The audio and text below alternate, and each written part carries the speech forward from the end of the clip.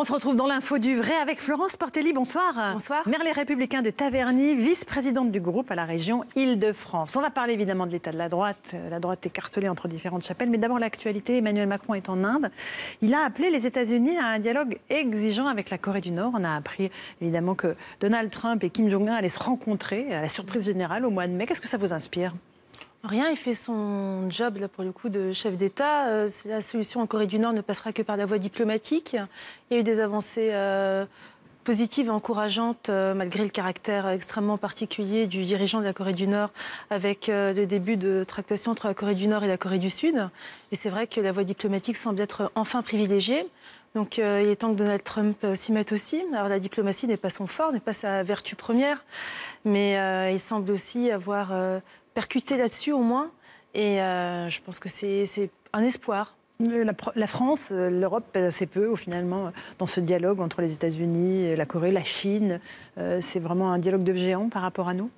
Oui, d'ailleurs, l'Europe est assez absente et c'est assez dommage parce que c'est quelque chose qui, évidemment, a un impact sur le reste du monde et puis qui est particulièrement inquiétant pour des tas de raisons. Mais c'est vrai qu'il y a avant tout des intérêts géostratégiques qui concernent plus les Américains que les Français, ça c'est évident. Mais après, on ne peut pas se désintéresser. Puis la France doit retrouver sa stature internationale qu'elle a perdue notamment sous le mandat de François Hollande.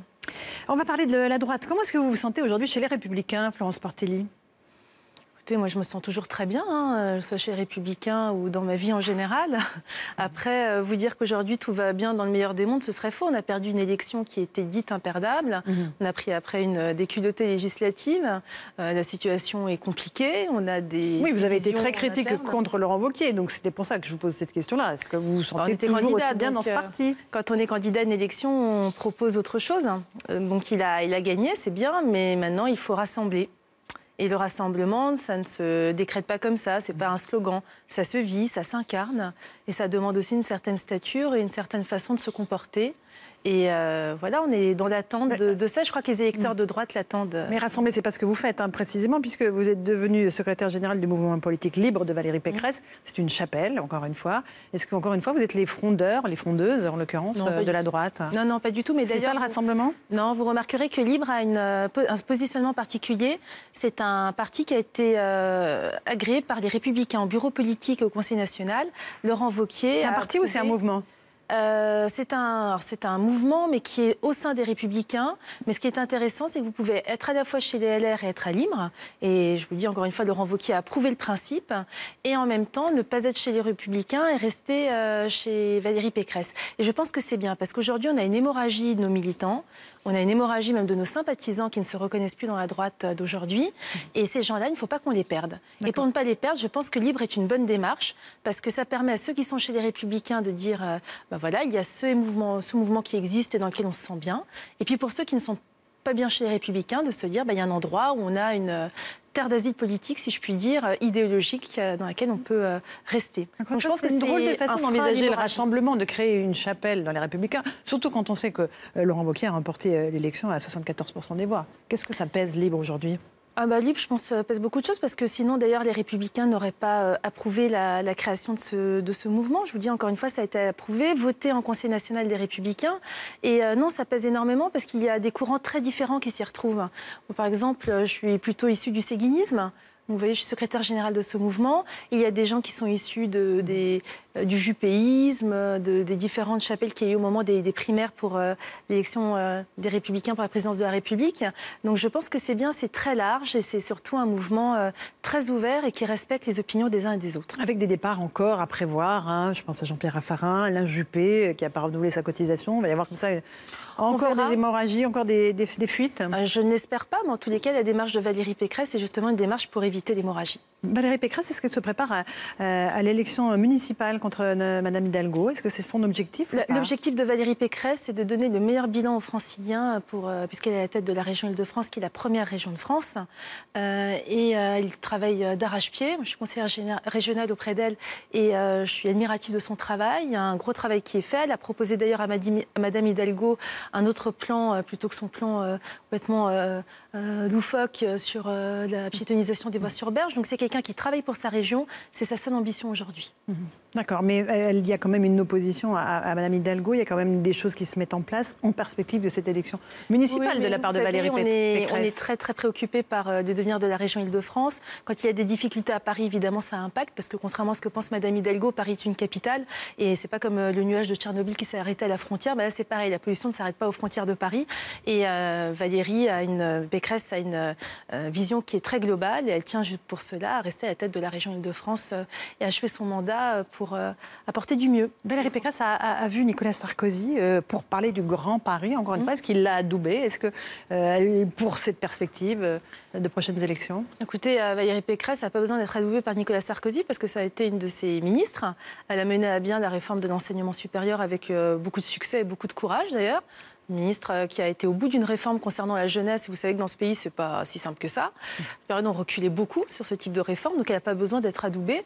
Et leur rapport, leur relation cordiale. Et la semaine prochaine sera autour respectueuse. La semaine prochaine sera autour de Laurent Wauquiez d'aller voir Nicolas Sarkozy. On sait que la relation a été houleuse après l'affaire des enregistrements pirates de cours à Lyon. Est-ce que, encore une fois, vous avez été choqué par le langage fleuri utilisé par le président des Républicains? Écoutez, j'ai été attristée pour nos militants, parce qu'on a des militants qui attendent de nous justement autre chose. On est maintenant dans l'opposition, il faut que nous apportions des solutions concrètes à des problèmes que rencontrent nos concitoyens, sur lesquels il n'y a pas forcément de réponse, avec une opposition intelligente, pragmatique. Je crois qu'ils n'attendent pas ça, ils attendent qu'on élève le débat. Et puis, je dirais de manière globale... chacun pense qu'il veut Nicolas Sarkozy, mais ça reste quand même pour nous une grande figure de notre mouvement. Ça a été le président de la République, dernier président de la République pour la droite. Et je crois qu'il y a des choses qui ne peuvent pas être dites et c'est dommage et c'est assez triste. Est-ce que vous avez été surprise par la prise de position de Laurent Wauquiez à Mayotte? Il estimait qu'il fallait réaménager le droit du sol afin de lutter contre l'immigration. Alors très sincèrement, c'est un débat qui ne date pas d'aujourd'hui. C'est un débat qui avait même soulevé François Baroin quand il était ministre de l'Outre-mer. Parce que le problème de Mayotte, c'est que vous avez des gens qui viennent des Comores des femmes qui viennent des Comores pour accoucher en France, pour bénéficier du droit du sol, et qui d'ailleurs, ça pose des problèmes humanitaires terribles, parce que souvent elles meurent en mer, et c'est un drame humanitaire évident. Et en même temps, c'est vrai qu'il y a des très graves problèmes d'immigration clandestine, et il faut un jour qu'on apporte une réponse. Le problème, c'est que le droit du sol, vous ne le réformez pas comme ça. Il faudra une réforme de la Constitution, et un débat beaucoup plus global, qui on ne peut pas se cantonner à Mayotte, parce que ce serait inconstitutionnel.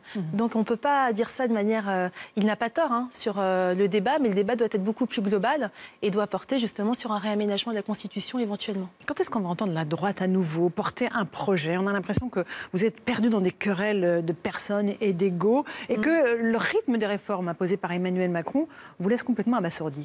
Nous, non. Alors justement, il y a quelques jours, avec Jean-Carl Grely notamment, qui est un des députés membres de Libre et des Républicains, nous avons fait des propositions pour lutter contre la désertification médicale, sur ce que vient de dire Emmanuel Macron sur la réforme de la justice et aussi sur le problème des prisons.